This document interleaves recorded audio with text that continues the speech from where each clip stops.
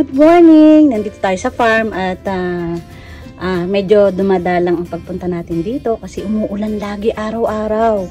Ito yung month ng November at December ay talagang tag-ulan dito at masyadong matakaw sa ulan ang lugar na ito, ang Calapan City. At according to reliable source naman sa bandang south ay hindi naman. So nandito tayo ngayon at bibisitahin natin ang mga vanilla kasi expected ko talaga na fully ripe na talaga ang vanilla at kailangan na nating tanggalin o kuhain. So, kahit isang butil pa lang yan o ay kukunin natin para practicean natin na ating i-cure at ating i-dry. So, samahan niyo ako guys at kukunin natin ito. Ito guys. Ito hindi na tayo gagamit ng pruning shear at iti-twist lang natin ito. So, sa Vanilla tahitensis ay pwede natin gawin na iintay natin na maging kulay brown ito. Pero sa Vanilla planifolia hindi pwede kasi mag-i-split sila at sayang ang vanillin kapag ganun. Pero dito sa species na ito, kailangan nating intayin na maging chocolate brown talaga ito. So, pinollinate natin ito ay March 13. So, ang bango na. Naamoy ko na siya. March 13, pinollinate natin ito at December 2 nga natin ito aanihin. So, more than 8 months. Almost magna 9 months. Ito na. Ito guys, kung ilang inches talaga siya. Isa lang guys ang kukunin natin. Pwede natin kuhanin na ngayon. Kaya lang, gusto ko kasi maging ganito talaga. Okay. Puntahan natin yung guys, yung isang puno na may pinakamaraming bunga. Ayan guys, at hindi pa nga ready ito.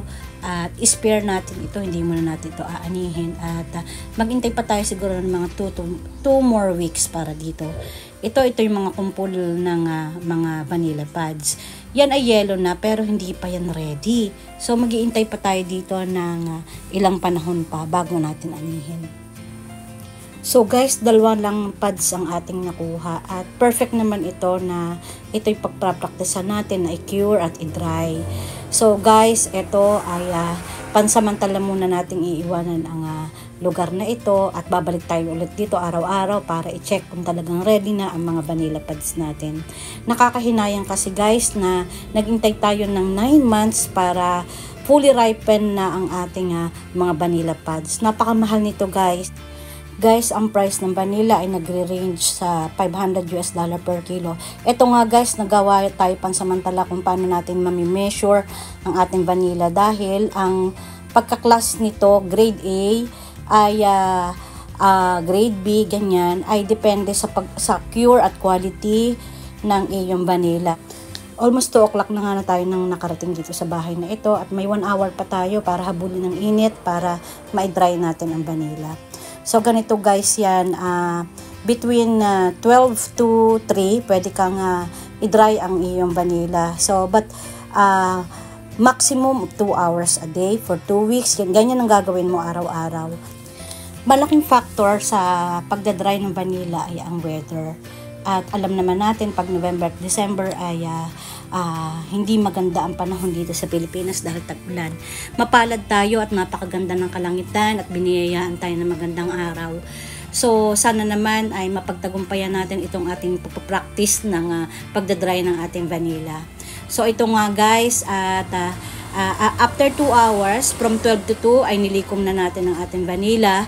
At ito yung proseso na dapat gagawin mo araw-araw.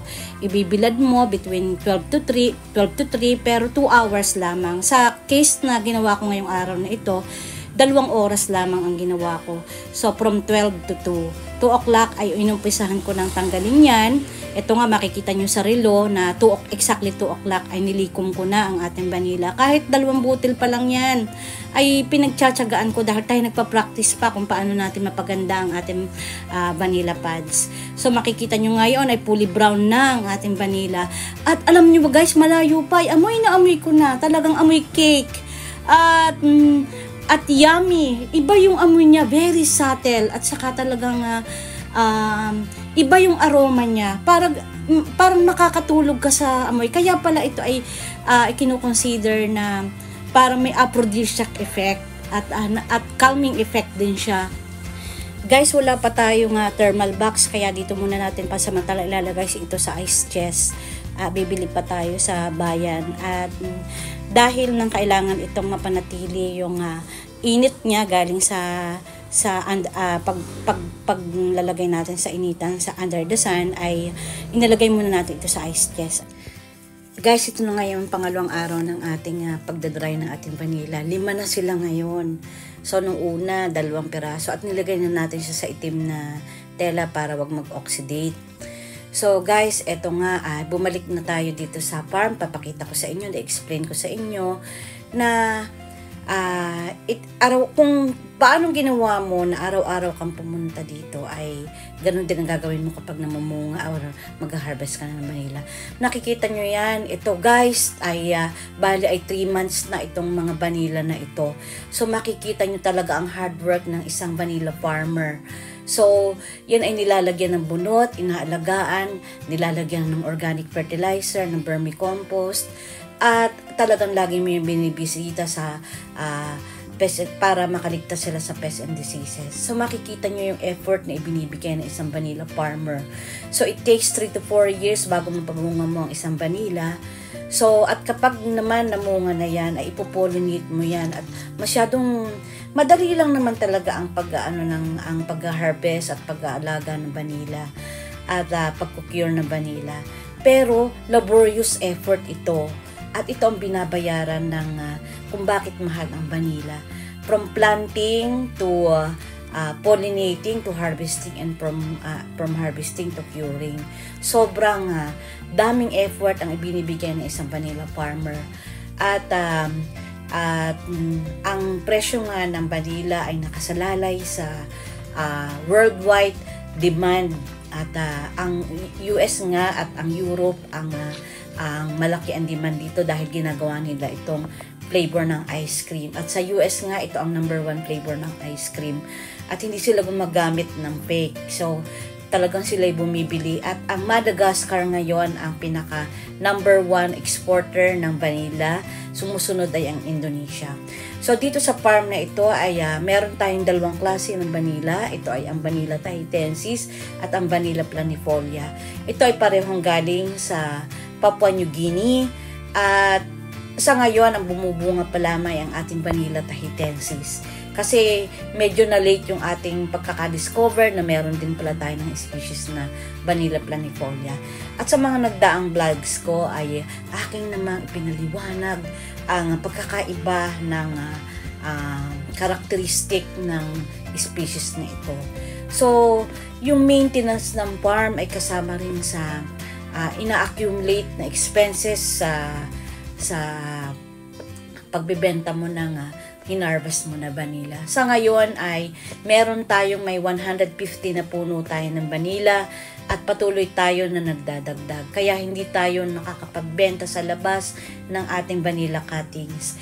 At masyado ring mahal ang vanilla cuttings. For a startup na vanilla farmer ay kailangan gumastos ka ng 700 pesos per 1 meter. At meron nagbebenta na ng 250 per 1 meter, at ang Vanilla tahitensis ay wala pa ako nakikita na nagbebenta. At masasabi ko na ako humihingi ng pasensya nga, gaya ng mga tao na gustong bumili sa akin ng cutting. Sabi ko ay hindi mo na tayo nagbibenta, at tayo nga ay nag-i-experiment pa ng pagpapabunga at pagkukure ng vanilla. At kapag ito ay na-establish na natin ang sistema, basa-basa din, aral-aral, at kapag talagang alam na natin, saka tayo magbebenta sa ating mga kapwa ka-farmer. So guys, sana ay marami kayong natutunan, o kaya ay nakakuha tayo ng tips at kaunting information sa aking vlog na ito kung paano magtanim ng vanilla, at kaano ba kahirap at ka-rewarding din naman ang pag-aalaga ng vanilla. Ito guys ay aking stress reliever sa pagiging ito'y isang pagkakaabalahan sa akin at ako naman ay natutuwa, talagang well compensated na ako dito sa farm ko na ito, at dahil nga ito ay nakakapagbigay sa akin ng aliw at saya. So plus yung pang mga cash crop na nakukuha ko gaya ng saging, rambutan, at kung ano-ano pa na nakukuha ko dito sa farm. So guys, natapos na nga tayo, at dahil tapos na tayo ng ating trabaho, i-treat naman ang ating sarili. Tayo lumabas, tayo nandito ngayon sa airport at dumalaw tayo dito sa ating kakilala at umorder na rin siya ng 3 bottles ng honey. Nag-deliver tayo dito sa may Suki.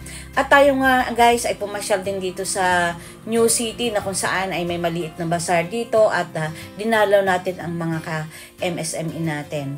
So tunay na Pasko na nga, at ako'y naman natutuwa sa DTI at sa LGU ng Calapan City sa pagtataguyod ng mga MSME. At ito nga, at kami ay kumain ng aking anak dito sa Coffee Meow. So maraming salamat guys, paki-subscribe ng ating channel.